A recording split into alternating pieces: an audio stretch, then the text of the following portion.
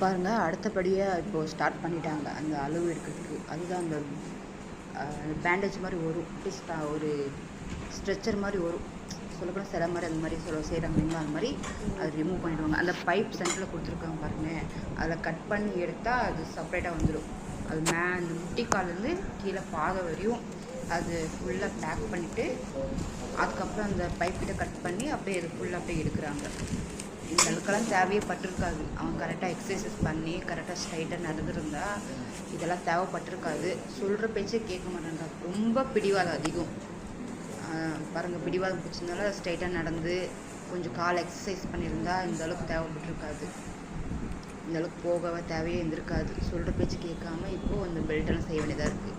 இதை போட்டுனே இதை செஞ்சு கொடுத்தப்பறம் இது போட்டுனே நடக்கணுமா, தூங்கும் போது நடக்கும்போது இது போட்டுனே இருக்கணுமா, என்ன பண்ணுறான்னு தெரில.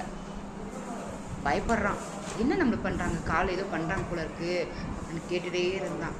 நாங்கள் அவங்க எக்ஸசைஸ் பண்ணாதக்கோசரம் அந்த கால் வெட்டி எடுத்துடுறாங்களா அப்படின்னு சும்மா நான் பயப்படுத்தணும். அதனால் என்ன பண்ணுறாங்கன்னு கேட்டுனே இருந்தான். அப்புறம் என் தம்பி தான், ஒன்றும் இல்லைடா, அது பெல்ட் செய்கிறாங்க அதனால் அப்படி இருக்குது அப்படின்ட்டு. ஆனால் அமைதியாக உட்காந்து பார்த்துட்டு இருந்தான், எதுவும் இது பண்ணல, கம்முன்னு அமைதியாக இருந்தான்.